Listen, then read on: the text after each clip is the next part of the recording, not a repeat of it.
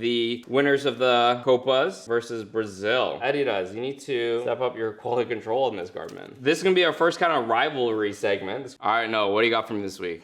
All right, I just picked this up. I know the Copas are done. I want to reignite this rivalry. Check this out. Oh, okay, this is gonna be interesting. Argentina, the winners of the Copas versus Brazil. Hey, so how's the video looking, D? We usually have a 3-camera setup. Unfortunately, our main camera died, and we were debating on whether we should put this out or not. But I think we are. It's a good video. Hope y'all enjoyed. I guess we're comparing these jerseys. Hell yeah. Are these players' jerseys? Yes. Okay. And I guess we're trying to figure out who has the better jersey. This was $210 Canadian for the Brazil Nike player's jersey, $190 for the Argentina. Oh, this is also a Adidas versus Nike. Okay, this is gonna be interesting. This is gonna be our first kind of rivalry segment. This is gonna be interesting. We obviously know Argentina has won the Copas, but let's take a look and see who has the better jersey here. Upon first inspection, Adidas' heat-ready technology, and this is probably, what is this? This is their Nike Dry Fit Advance. So both of those are purely marketing terms. What it is these are going to be both polyester fabrics. Let me confirm that. Yep. 100% polyester. This is probably going to be 100% polyester as well. 100% polyester.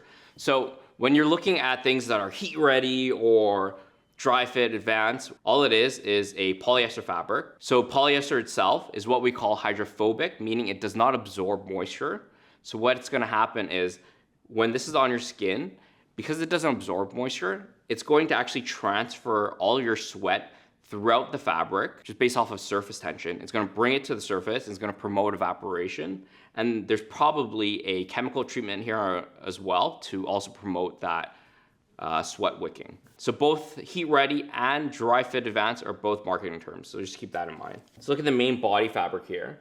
This main body fabric appears to be a single jersey polyester knit, and it's been sublimated on. So you can tell a garment has been sublimated or printed on because the base fabric on the back is going to be the pure white, and then they're transferring in this case, the blue stripes onto the fabric.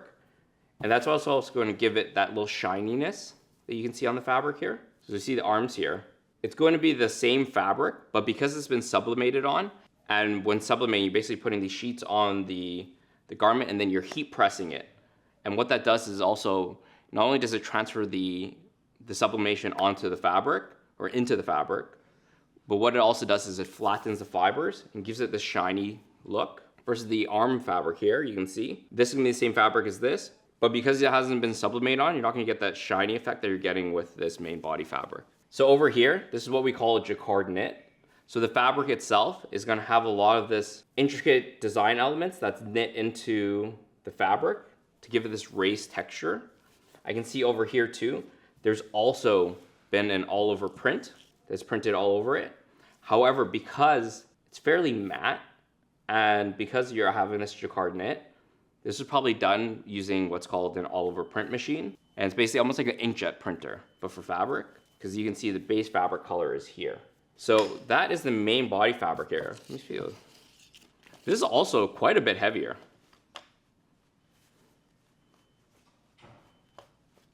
I would say at least like 50% heavier than this one.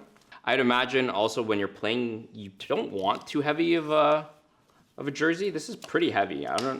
This is heavier than a day-to-day shirt. So I don't know if this is something you'd really want in a jersey, is to have a jersey that heavy, but definitely looks cool. What else do we have here? So this is a woven label here with some sort of serial number on there. This one has the Adidas heat transfer label here for authentic licensed products. On the chest here, we have the Adidas heat transfer logo here. We have the FIFA, as well as the AFA. I imagine that's Argentinian Football Association. Here we have the emblem for the Brazilian Football Association. This is actually a raised silicone. So the way this is made is it's actually mold it into a silicone mold. Then it's applied to, both of these are actually transferred onto these like clear plastics, and then you place down the garment and you heat press it on. And what that does is melts the glue, so it embeds it into the fabric. This one's multi-step, so you can see the center emblem here. It also actually has additional fabric in it. So they've heat transferred the logo onto fabric, and then now the fabric has a glued backing, and that is transferred onto the garment itself. So you'll see here, that blue fabric is this mesh right here, and the logo has been transferred onto the mesh, then transferred onto the garment. So make it quite thick. And then we have the raised logo for the Nike. There's different thicknesses here. The center chest emblem is quite a lot thicker than the rest. The Brazil's gonna be second thickest, and the Nike's gonna be next. Whereas these are fairly flat. For the collar opening here, we have a jacquard knit elastic for the neck collar right here with a mesh detail in the center. The front is just a what we call neck binding in the front with a single needle cover stitch. Over here, the entire collar is a 1x1 rib. And then it's been folded over and pressed to have that aesthetic. Over here, we also have a bar tack for the ribbing. Let's take a look at the arm panels next. So they also have here a mesh panel detailing here, as well as another mesh panel detailing here. That's going to provide added ventilation, obviously, by the arms. You got the 3 stripes here. This is going to be a heat transfer that's applied onto the garment. You can see some of the glue spillage over here. So we have these foam elements over here with I imagine this is an homage to the Argentinian flag on the back here. To be honest, I don't think this serves any functional purpose, but so it would definitely incentivize purchasing in stores. The arms over here, so we have the same fabric as the main body over here, as well as this jacquard elastic here with the 2-tone colors. Oh, interesting. There's actually 2 layers of elastic here. We have this basic green on the inside. So the elastic ribbing on the inside seems to be fairly loose. You can see when I tug on it, it actually will just change its structure. So imagine this is a cheaper elastic on the end. You see that little raised bump over here? See that? So I'm tugging on it. So imagine this is probably a cheaper elastic or fairly loose knit. When you loose knit, you can utilize less yarn, therefore your ribbing becomes cheaper compared to the one on the outside. The one on the outside is definitely a lot higher quality. What else do we have here? For the mesh paneling here, we have 2 types of mesh here. The basic blue mesh, as well as the more intricate panels here under the arm. There really is no functional purpose for this mesh elements here, other than just being decorative. But I do like how they carried it underneath the armpit here, so it brings the seam detail away. So when you're running, you're not going to have a lot of huge bulk underneath the armpit, which is nice. Over here, we have the same mesh for the green and yellow. As I can see, the spacing of the holes are the same, the knit is the same, but just dyed different colors. Over here on the arm panel, underneath here, so this is going to be different. This is what's called warp knit. So you'll see a lot of circular knit, like this is a circular knit. Single jerseys will be circular. Circular knits are very common in terms of making a lot of shirting fabrics. This is what's called a warp knit. You can tell it's a warp knit just based off its knit structure itself. Whereas a single jersey, you'll see the loops going up and down. You'll see these are going kind of zigzag. Can you see that? One thing I've noticed here is you'll see here the warp nip, the loops are facing this direction for both of these panels. You'll see on this side, the loops are actually facing this direction. So they're going up. The reason why I think they're actually doing this with one of the grain directions going down, one going up. So if you actually think about the fabric itself, it's coming in rolls. And if you actually have these triangular pattern pieces, obviously there's a seam down the center. This seam costs more money to do. So when I see this, what I'm thinking is happening here from a manufacturing standpoint is that this is the most economical and efficient way they found to utilize the fabric, because adding a overlock stitch here plus a cover stitch is going to add additional bulk and add additional manufacturing time. But what is also going to add a lot of cost is you have to imagine these triangular patterns. They're going like this, right? If you're going to have to toss out every counteracting triangle, you're going to end up with a lot of fabric wastage. So what they're doing here is they're cutting rectangles here and then cutting these across so there's no fabric wastage. Because this is ultimately a recycled, 70% recycled fabric as well. So if they're trying to lean into that mandate, fabric wastage is going to be one big thing that they need to control. So I think that's exactly what's happening here. And what we'll do is we'll take this apart after and we'll compare the panel pieces. But I'd imagine that's the reasoning behind having these kind of opposite direction panels.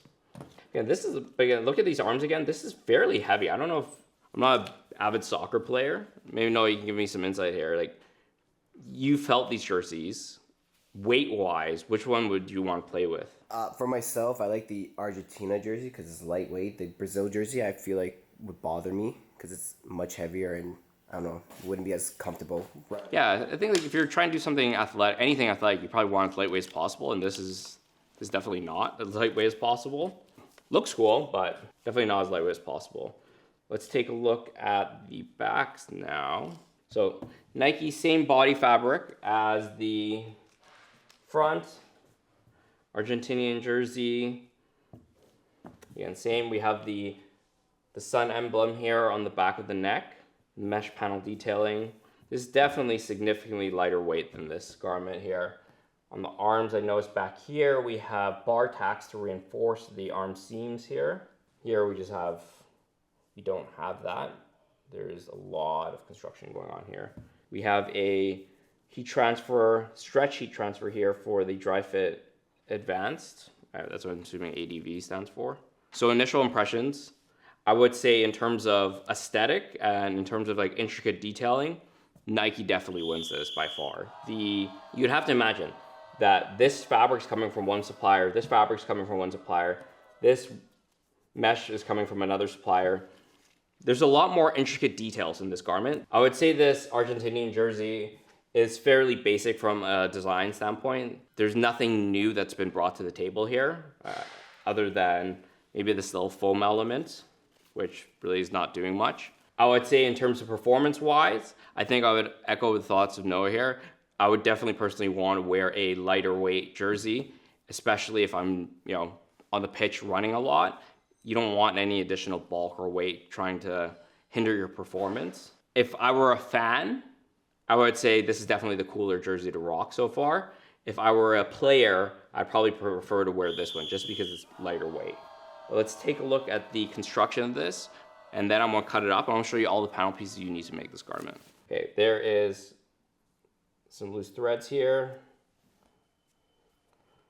For that so far, we have more loose thread, a QC sticker. Okay, Adidas, you need to step up your quality control in this garment. We have obviously the main hang tag here. In terms of making this garment, you'll see obviously there's a lot of overlock stitches here. None of these stitches on this garment, other than around the neck, have actually been stitched down with a cover needle stitch, which can be seen as kind of two different approaches. One, not having a cover stitch is cheaper to manufacture because you're removing one step of the manufacturing process. Two, however, it also makes the garment less stiff, because if you're adding a cover needle stitch right here, like this is the same seam detailing as this, but they've added a cover needle, which keeps it nice and flat, but it also stiffens the seam quite a bit versus one that does not have a cover needle. Stays a lot more flowing. So I would say cheaper manufacturer, but possibly a little bit more in terms of comfort gains on the pitch. But you can see but you can see over here too on the inside that by not having a cover needle stitch, the overlock stitch will kind of do whatever it pleases within the garment. It'll flip and twist however it wants. So it's going to lead to a garment that is going to be slightly less durable. Overall though, so far, fairly simple to make. Let me take a look at this, at the hang tag here. So looking on the inside here, we have the neck tape for the back there. All of the overlock seams have been sewn down with a cover stitch. Some little loose threads here. So what I've noticed here too, they've used a chain stitch on the Adidas to attach the bottom hem.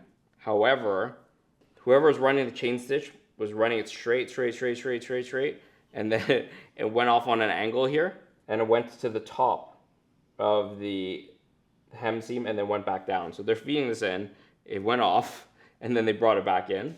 So not really greatest workmanship on that. Overall, honestly, in terms of manufacturing this jersey, I'm not that impressed so far with this. I would say the workmanship on the Nike Brazil one is like, it's significantly different. I can also appreciate the fact here that they used a marrow stitch here to join these panels. So marrow stitch is basically like a very high density embroidery almost. There is no exposed fabric underneath it because it's all encapsulated within the stitch. The choice to do that was definitely a give and take on the manufacturing side, because it's a completely different machine and might not even be on the same line to attach this one panel. So there's going to be additional cost to that, but I think it's well worth it for it to hold up and at least give that design element. So looking at these again, in terms of the workmanship, I'm going to have to give it to Nike here. This is sewn a lot better. The details to actually, the additional choices to have that marrow stitch, to cover stitch all the elements down. As a consumer, in terms of workmanship, you're getting a better product here. There's these foam elements here, and then there's Sun logo. Foam element actually starts over here on this side versus over here on this side. So either the foam is not centered or the Sun logo is not centered. Okay, so the foam is actually closer to this side, 0.5 centimeter or 5 millimeters, which is why it's not centered on the back here. So there's there's more workmanship kind of defects there. It's not centered, that's a little nitpicking there. All right, so now we've taken a look at the design, we've taken a look at the workmanship, we've taken a look at the preferences to players. We're heading into halftime. It's 2-1 Brazil versus Argentina. And after halftime, let's take a look at the components and parts that you need to make these jerseys. Before we do, be sure to like, comment, and subscribe. So first, we're actually gonna disassemble the neck on both of these. We have the bar tack here, cut up. Oh my goodness, that's crazy.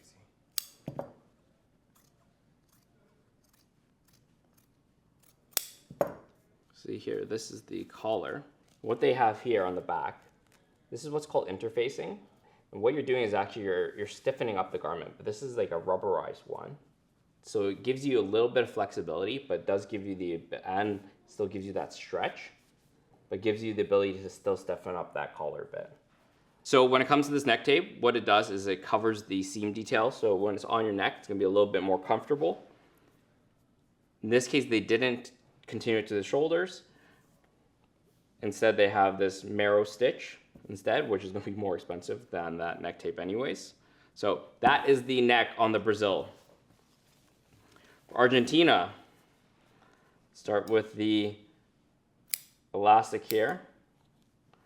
I'm going to take this as a part of the neck.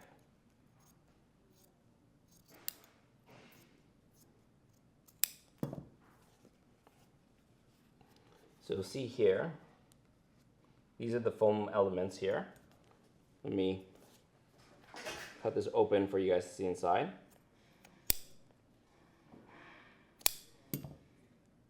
So you have the layered foam elements, and they are first attached to this membrane, and then they are glued and transferred and bonded to the fabric.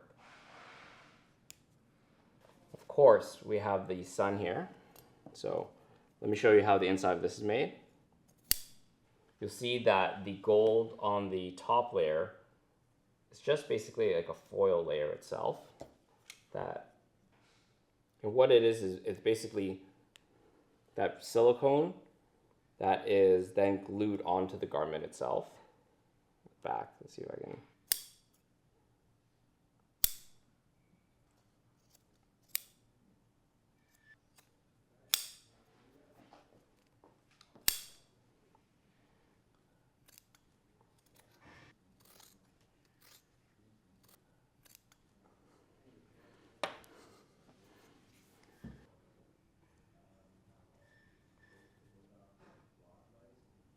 This is going to be the fabric layer right here.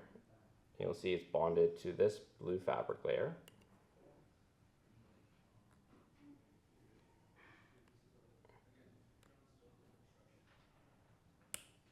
Which is then bonded to the top layer, which is the, there you go.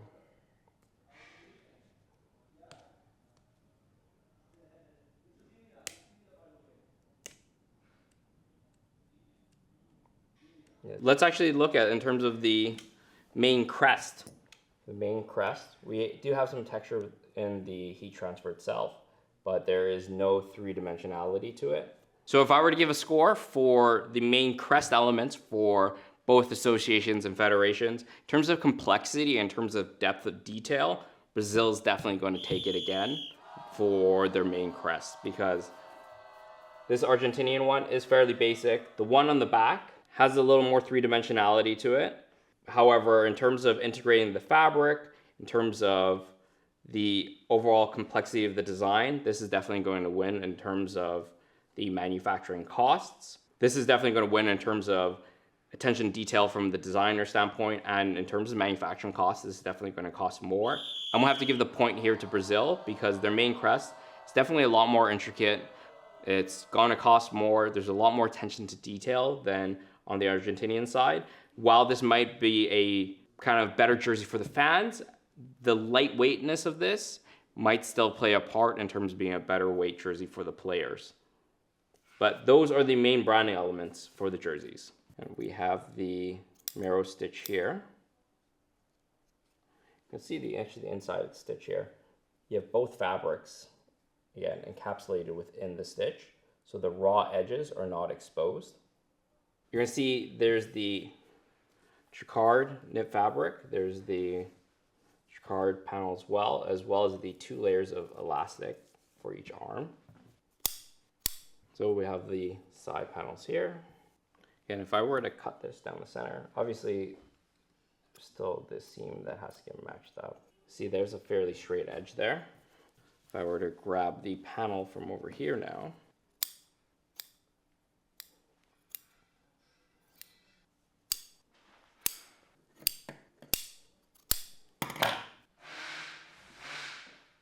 so these are, again, are from both sides of the arms.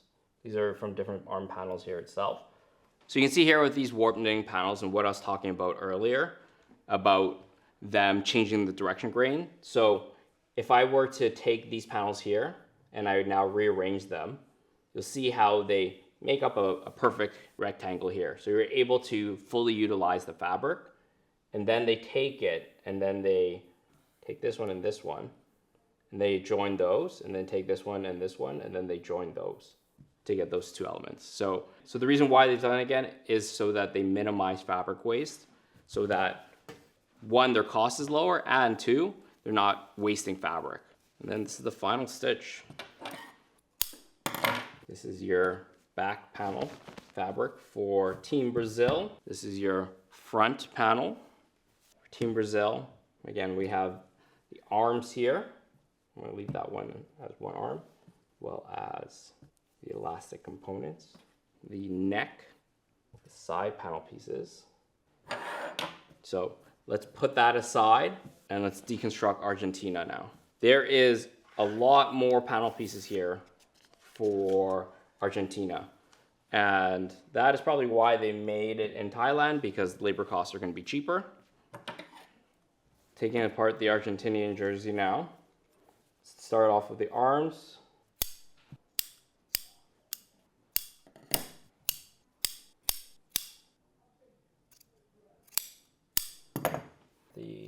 So typically when you are looking at stuff like this, where you have irregular paneling like this, it's always interesting to see how they're matching them up so they're not wasting any fabric.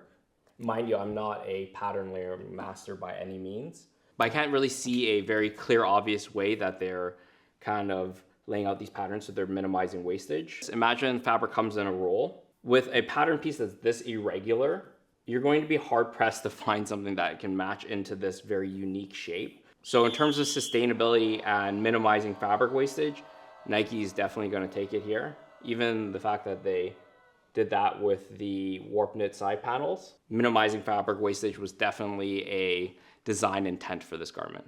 So one thing you have to consider when making clothing, especially because both of these kind of showcase that they use recycled yarns, is fabric wastage. And when I see panel pieces like this that are quite irregular, you'd have to imagine that the panel pieces that are going to be fitting into this space aren't going to be as tightly packed together as square panels would be. You'll see with this, because the way they actually pack these panels together, because these panels themselves here are square as well, you're going to be minimizing a lot of fabric waste. Same goes with this as well. You're going to have this as going to be fabric waste. Actually, they probably joined these together.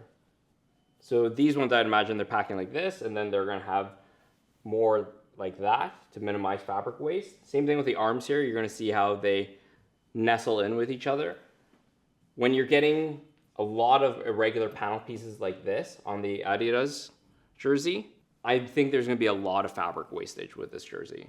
In terms of sustainability, in terms of minimizing wastage, I'm going to have to give this to Nike again and Brazil, because, like, come on. What are you fitting in this little weird panel piece right here? But let's finish cutting up the rest of this garment, and then I'm going to give you my kind of overall thoughts of both of them. So here we have the front panel right here. Let's cut up the rest of these panels. Actually, I'm going to keep this panel piece together so you can actually just see how those small panels make up this side panel.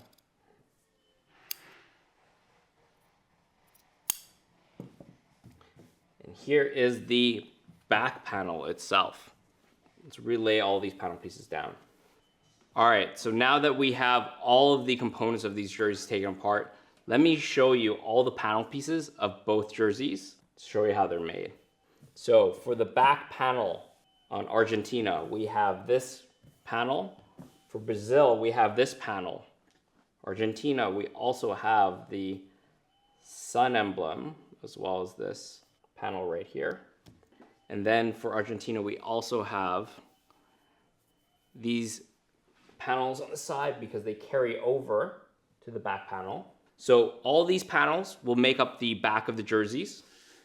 For the front of the jerseys, for Brazil, front panel again with the crest in the center, this engineered serial number on the bottom.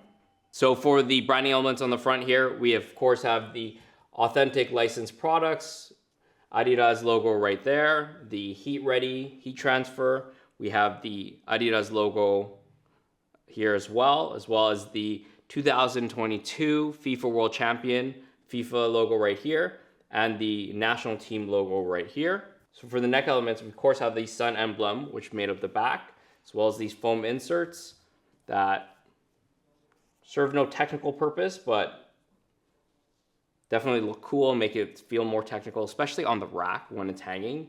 You're going to be able to see this behind the hanger, as well as the elastic with mesh element in the center. For Brazil, we have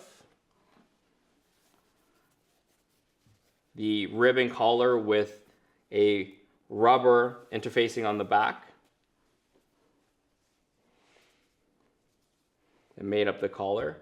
And then for the arm panels here, for Adidas, we have the arm panels there, as well as the mesh for breathability underneath the arms, and that made up all these components here. For Brazil, see here, this is the arm panel for Brazil. So I should present it the same way. And Brazil has these side panels here as well. And those are all the components that you need to make up these jerseys. So let's take a look at the final score here. We know Argentina are back-to-back Copa Americas champions. They are the current world reigning FIFA champions. But let's ignore the teams here and let's look at the garments themselves.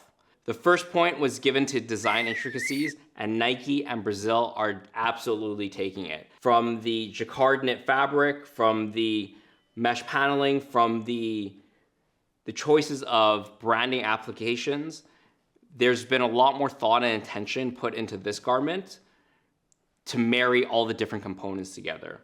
Whereas when I look at this jersey from Adidas, this really looks like a very traditional soccer jersey that someone just drew on Illustrator, drew lines that look cool. And there's a lot of time spent over here making really cool lines rather than what's been done here, which was a really deep dive into how all these different components marry together. Point 2, in terms of wearability for players, I'm absolutely going to give this to Adidas here and the Argentinian team because this is significantly lighter. In terms of any playability on any sport, you don't want your garments weighing you down. And we actually measured this off screen, but this is 50% heavier than this garment.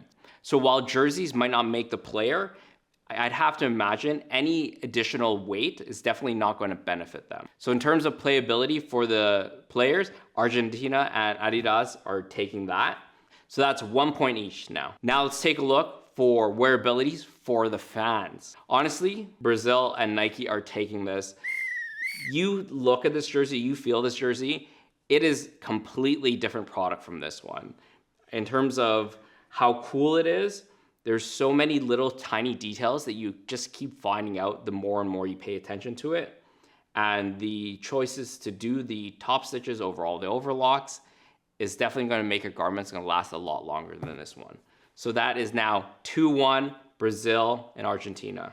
And from here on out, it just goes downhill for Adidas and Argentina. Next up is going to be Workmanship. And as you can see, there was a lot of stickers left over in here. There's a lot of loose thread left over here. The seam stitching in terms of the chain stitch on the bottom was quite off.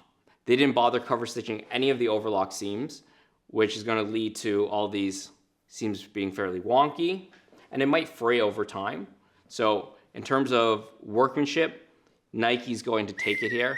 Is this a perfect garment? Definitely not, but is it better than this one? Absolutely. Next up, we have the logo application. As we know with Brazil, we have the raised silicone on a fabric patch.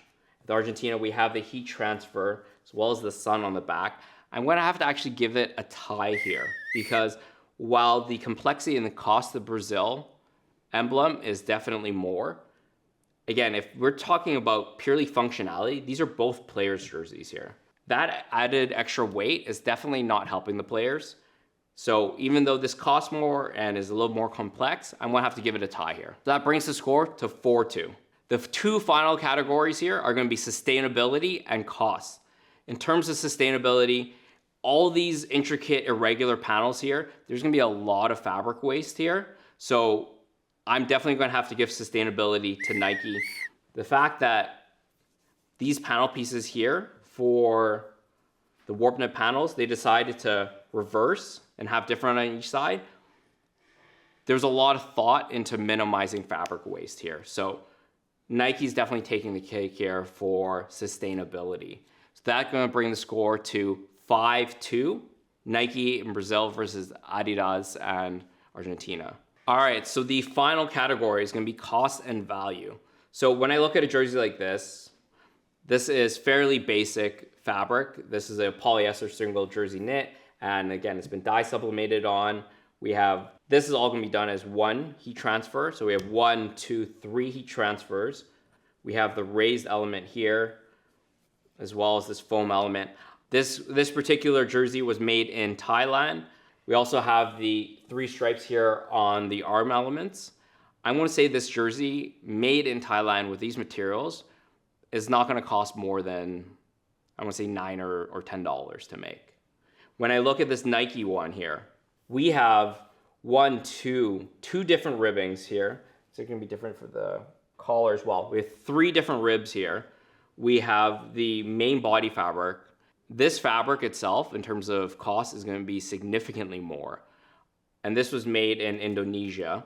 I'm going to say this garment probably costs closer to like $15, maybe $17 to make this. Just because there's so many different components that you have to source from different suppliers, as well as all the different branding elements here. And this retails for $190 for the Adidas and $210 for Brazil. I'm going to have to give the value here to Brazil, because at the end of the day, I think most players that even wearing these jerseys in rec leagues, the slight weight differences here are not going to make a huge difference in your playability. Ultimately, I think you want to rep the team that you support and you believe in the most. Removing the teams from here, and I don't have a vested interest in either team. Looking at this purely product base, I think this is definitely the better value and the better, cooler jersey to wear at the end of the day. So that brings the final score to 6-2, Brazil versus Argentina. So looking at both of these again objectively, these are both new for the Copas. Brazil and Nike definitely brought the heat here. Their team was allowed to spend a lot more time designing this jersey. You know, looking at this jersey again, there's nothing really that special about this. These little fake design elements don't really add anything. I don't know if it's because Argentina's been on the top for so long that they've just run this jersey and this program in all their factories for long enough for them to say, hey, when can we start saving money on these things? Where can we cut costs so that we can have higher margin? When you've been on top of that long and you've been pumping out these jerseys for so long, those are the kind of conversations where you're going to have with your manufacturer to start lowering costs. Whereas this has clearly been something that's been designed from the ground up, and while costs are definitely a consideration here, design definitely won the argument. So that is the final score. But at the end of the day, if I'm looking at this purely product based, Brazil and Nike are definitely winning this face off. So let us know in the comments what jerseys you have and what other brands you want to see us take apart on this show. That's it for today. See you next time. If you guys want to see more behind the scenes secrets on the fashion industry and learn more about how to create products and brands, be sure to like, comment, subscribe, and check out these videos.